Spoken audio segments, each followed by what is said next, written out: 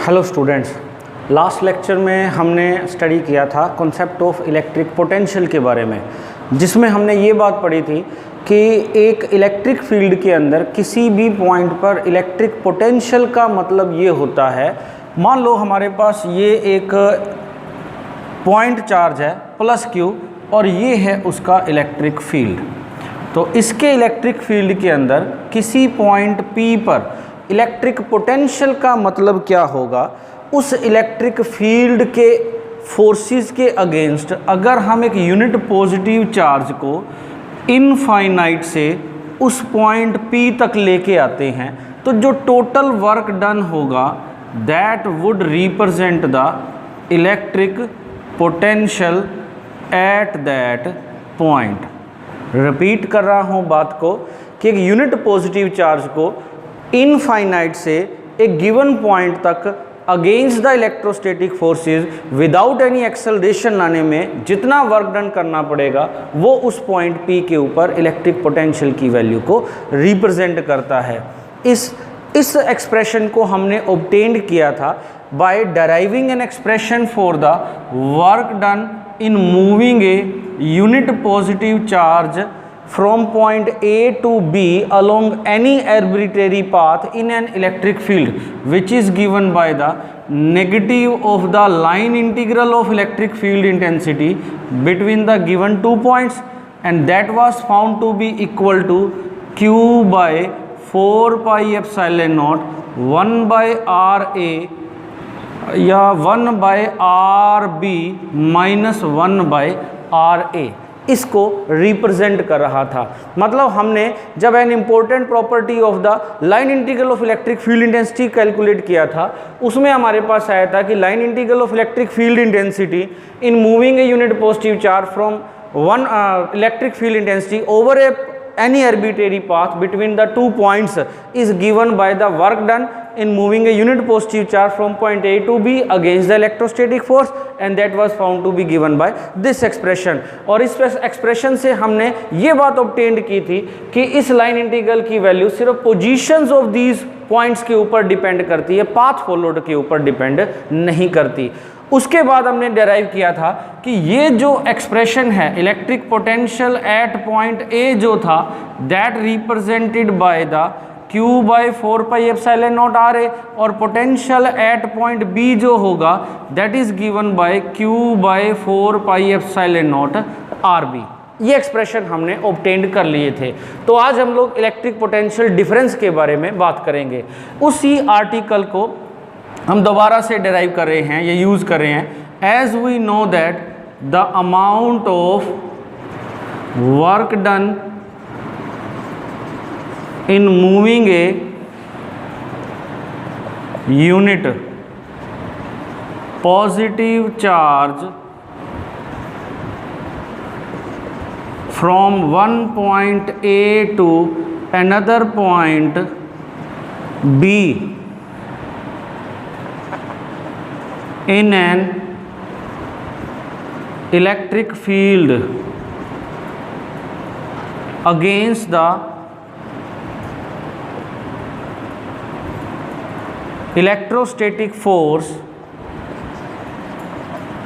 without any acceleration, that is given by work done in moving the unit positive work done in moving the charge Q nought को हमने denote किया था WAB से। तो per unit charge work done की value divide by Q nought, तो that is given by line integral of electric field intensity from A to B, जिसकी value आई थी Q by 4 pi epsilon nought R B minus Q by 4 pi epsilon nought R A. R A और R B जो थे वो position of the या position vector of the point A and B respectively with respect to our given point charge Q को represent कर रहा था। इसके बाद हमने किया था कि potential at any point A का फॉर्मूला ये आ रहा था, potential at any point B का फॉर्मूला ये आ रहा था। तो यहाँ से पोटेंशियल एट बी, इस टर्म को मैंने लिख दिया potential at point B V B, minus इस टर्म को लिख दिया potential at point A V A.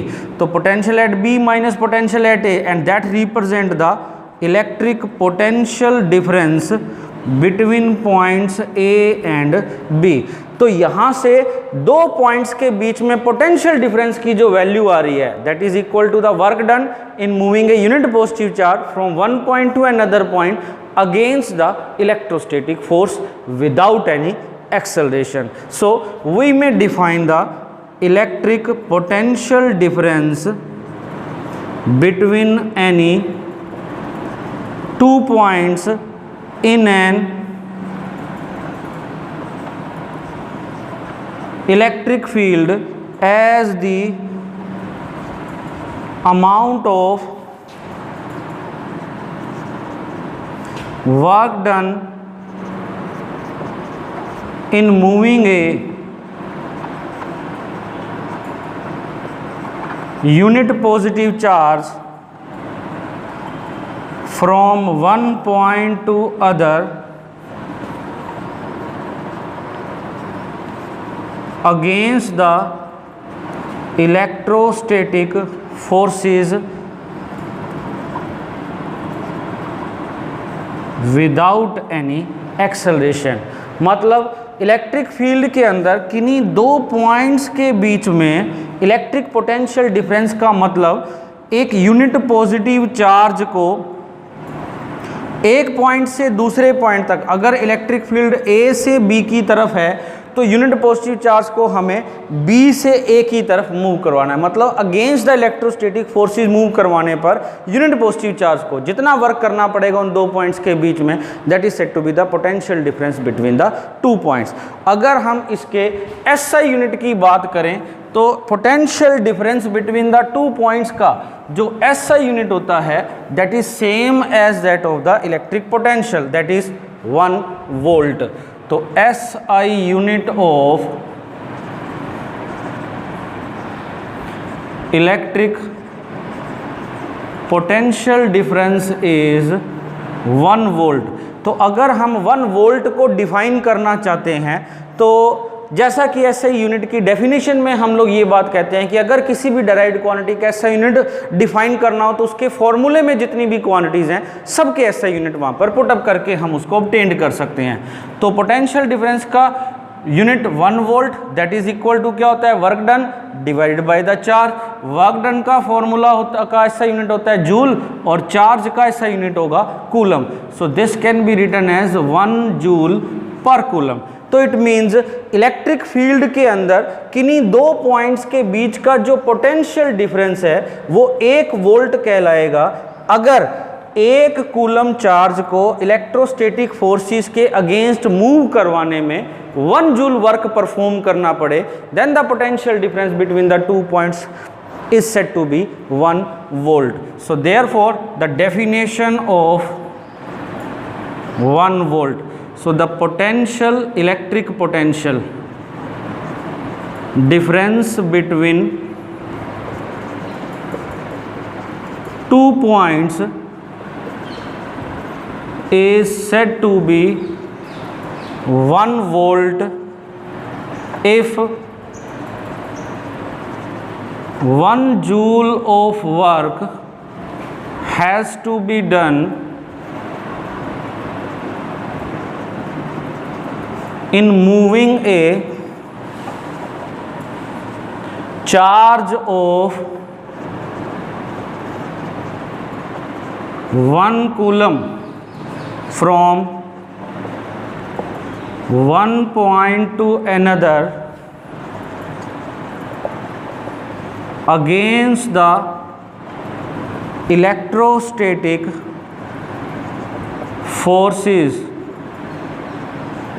and without any acceleration, then the potential difference between the 2 points is said to be 1 volt. अगर हम इस पोटेंशियल डिफरेंस का dimensional formula लिखना चाहते हैं तो पोटेंशियल डिफरेंस का डायमेंशनल फॉर्मूला वर्क डन का dimensional formula divide by charge का डायमेंशनल फॉर्मूला सेम होगा जो हमारे इलेक्ट्रिक पोटेंशियल वाला था that is equal to ml2 t-2 divide by a into में t ml2 t-3 and a-1। ये आ गया इसका dimensional formula. So this is about your electric potential difference between any 2 points. Now we will derive an expression for the electric potential at any point due to a given single point charge. पहले हम single point of charge की बात करेंगे, फिर group of point charges की बात करेंगे. So electric potential due to a single point charge. मान लो फ्री स्पेस के अंदर ये एक सिंगल आइसोलेटेड पॉइंट चार्ज पड़ा हुआ है पॉइंट O के ऊपर, और जैसे ही हमने इस पॉइंट चार्ज को पॉइंट O पे रखा, इसने अपने सराउंडिंग रीजन में एक इलेक्ट्रिक फील्ड सेटअप कर दिया। इसके इलेक्ट्रिक फील्ड के अंदर एक पॉइंट है P which is at a distance of small r from the point charge Q at which we have to find out the electric potential. So consider a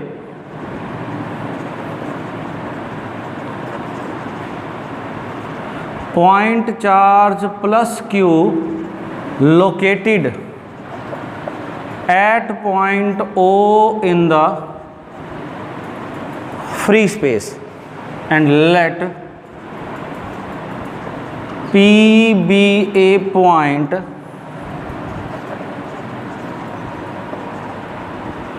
at a distance small r from the point O at which the electric potential has to be calculated. तो हमें ये point P के ऊपर electric potential को calculate करना है। अब उसको कैलकुलेट करने के लिए मान लो मैं O और P को ज्वाइन करने वाली लाइन को आगे बढ़ा देता हूँ, और इसी लाइन के ऊपर एक और पॉइंट इमेजिन कर लेता हूँ A, जो कि O पॉइंट से X के डिस्टेंस के ऊपर है। So for this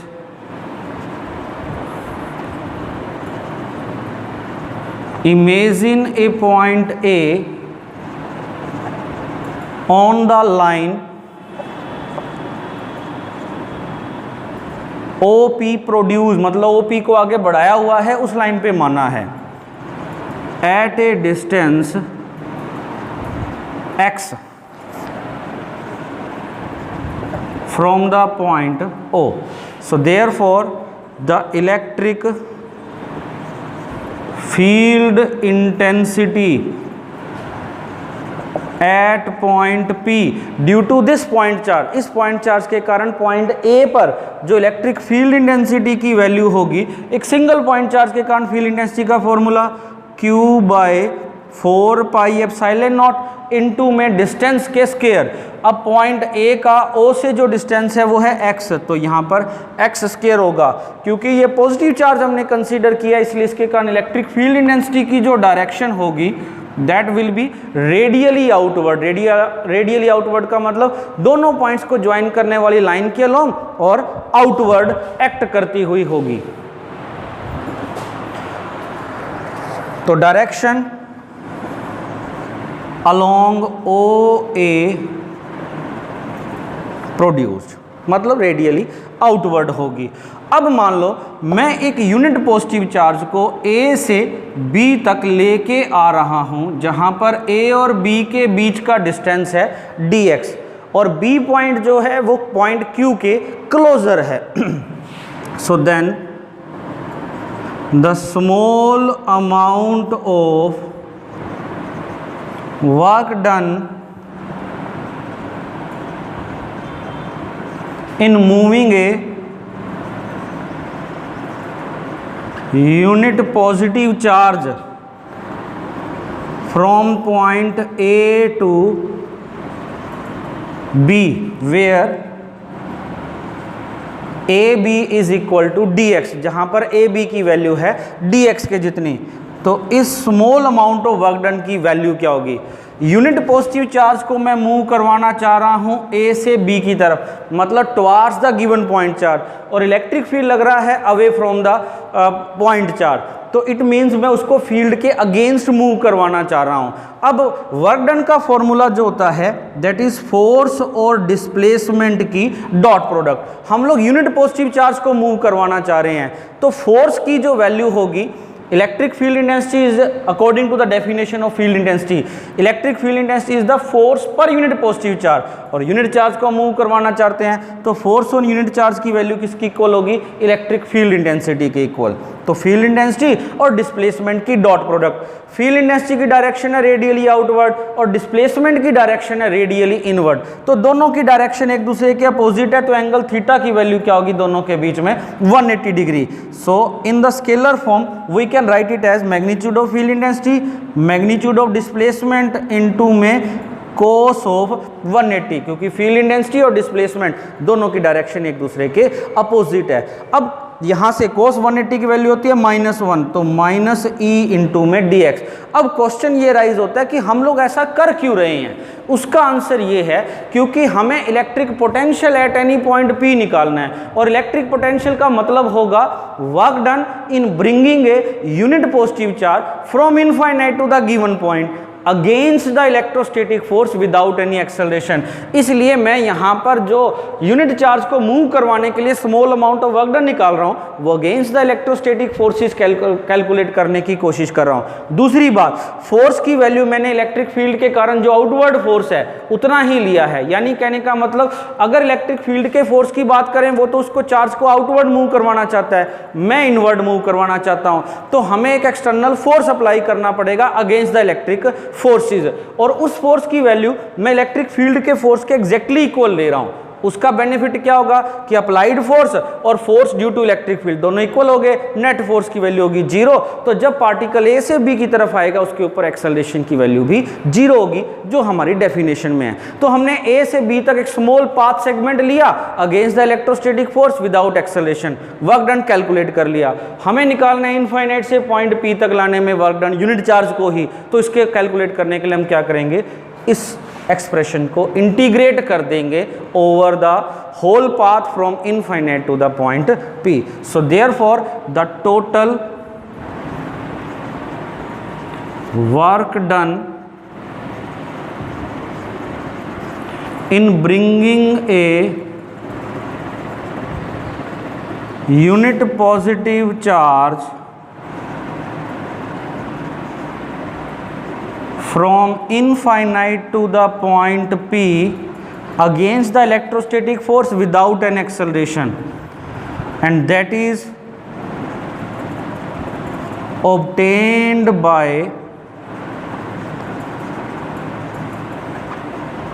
integrating the equation number 1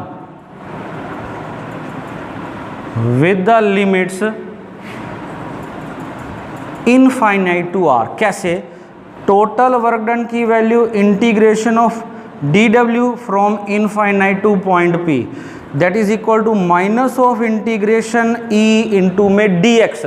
यहाँ पर वेरिएबल है x, और जब इंटीग्रेशन दो डेफिनेट पॉइंट्स के बीच में किया जाता है तो हमें उसकी लिमिट पुटअप करनी पड़ती है, और किसी भी डेफिनेट इंटीग्रल में लिमिट्स का मतलब क्या होगा, value of the variable at the extreme positions. हम इनफाइनाइट से लेके आ रहे हैं, वेरिएबल है x है पॉइंट चार्ज प्लस q से या o पॉइंट से उसका डिस्टेंस, जब इनफाइनाइट पर होंगे तो o से डिस्टेंस होगा इनफाइनाइट, जो कि इसकी लोअर लिमिट को रिप्रेजेंट करेगा। कहाँ तक लेके आना यूनिट चार्ज को, P पॉइंट तक। तो जब वो unit positive charge P point पर आ जाएगा तो उस x नाम के डिस्टेंस की वैल्यू किसके इक्वल हो जाएगी, r के इक्वल। तो value of variable at the final position upper limit, तो मतलब अपर लिमिट होगी r, इसलिए इनफाइनाइट से r तक हमने इसको इंटीग्रेट किया है। That is equal to E की वैल्यू इस इक्वेशन से उठा के पुटअप कर दो, तो minus integration of infinite to r q upon 4 pi epsilon naught r square x square into में dx। q by 4 pi epsilon not तो कांस्टेंट है, इंटीग्रेशन से बाहर आ जाएगा।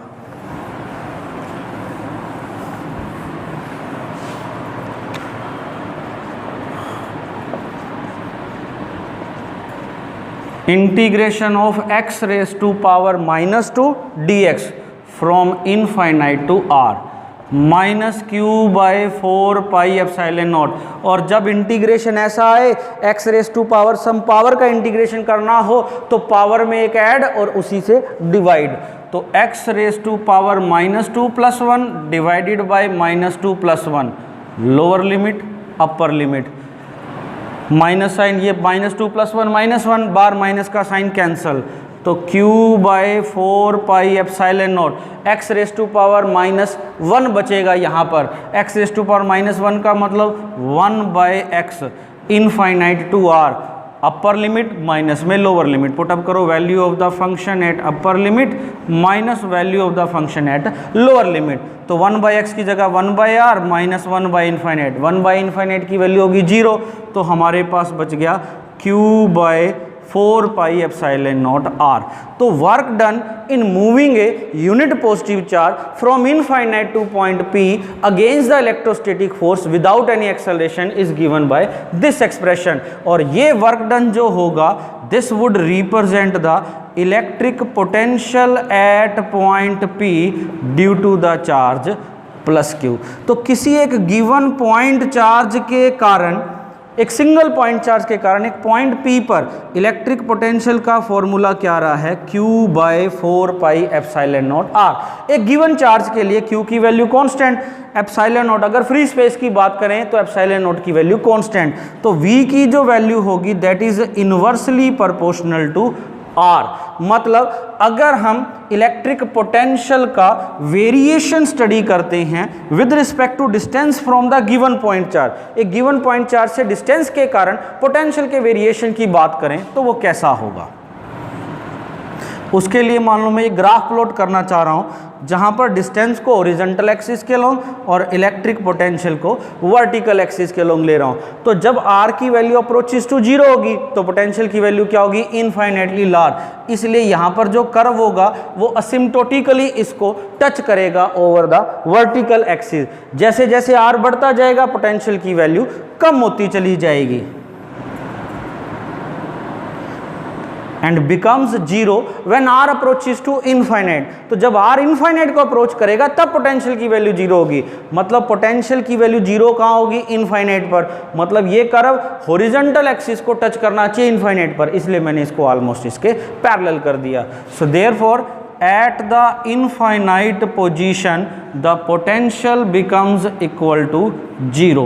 तो किसी भी पॉइंट चार्ज के कारण, सिंगल पॉइंट चार्ज के कारण इलेक्ट्रिक पोटेंशियल का वेरिएशन ऐसा होगा, डिस्टेंस के फर्स्ट पावर के इनवर्सली प्रोपोर्शनल होगा, इनफाइनाइट पर पोटेंशियल की वैल्यू 0 होगी। जैसे जैसे पॉइंट चार्ज के क्लोजर आते जाओगे इलेक्ट्रिक पोटेंशियल की वैल्यू इंक्रीज होती चली जाएगी according to the first power of the distance.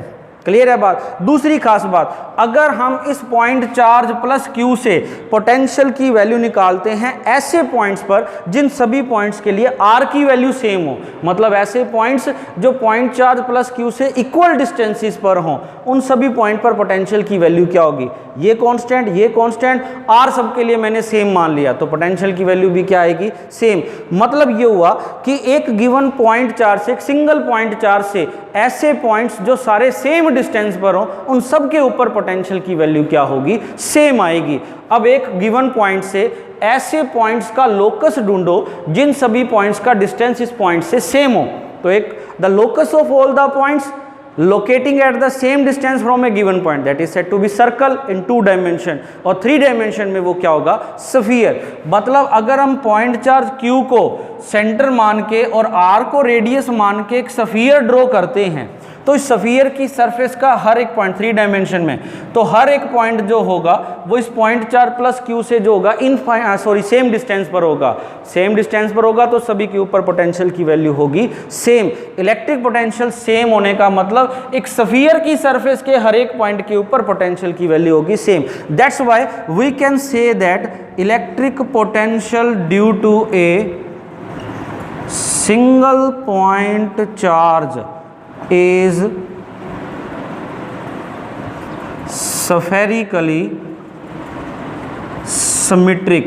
तो एक सिंगल पॉइंट चार्ज के कारण जो इलेक्ट्रिक पोटेंशियल होगा वो स्फेरिकली सिमेट्रिक होगा। स्फेरिकली सिमेट्रिक का मतलब अगर पॉइंट चार्ज को सेंटर मान के उसके सराउंडिंग में एक स्फीयर ड्रॉ किया जाए तो स्फीयर की सरफेस के हर एक पॉइंट के ऊपर इलेक्ट्रिक पोटेंशियल की वैल्यू सेम होगी।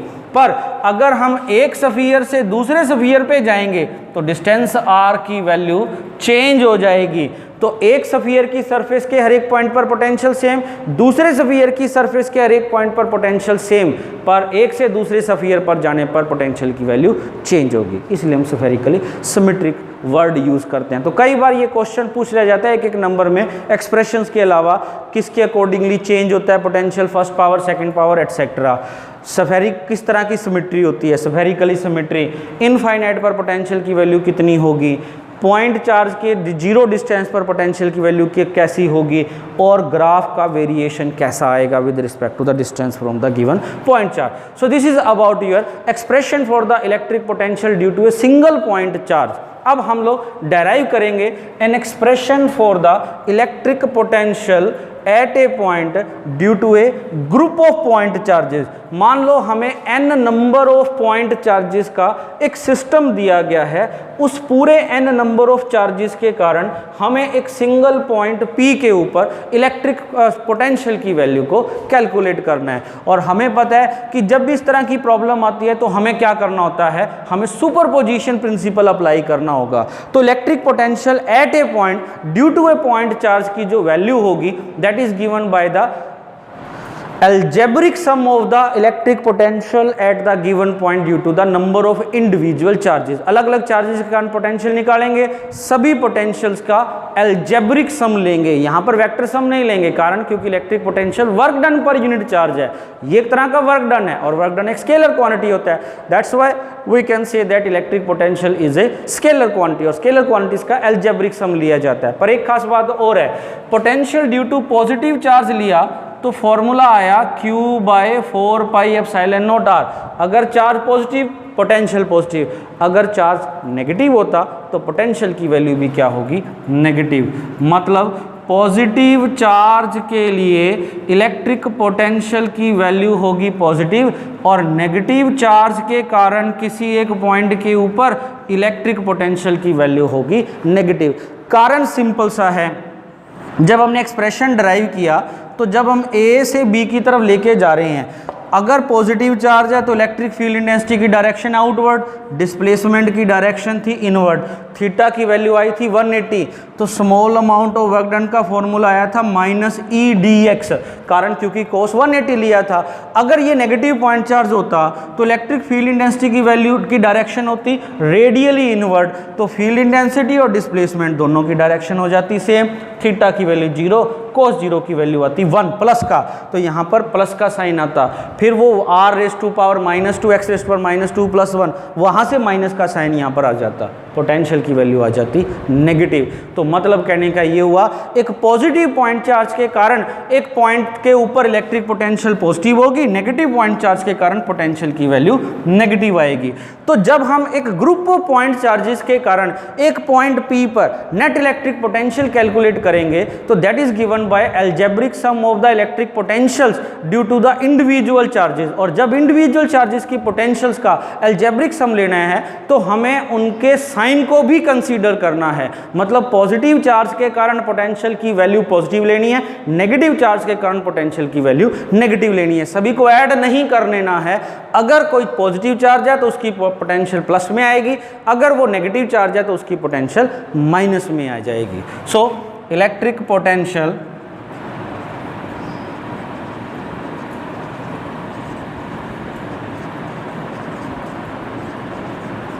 Due to A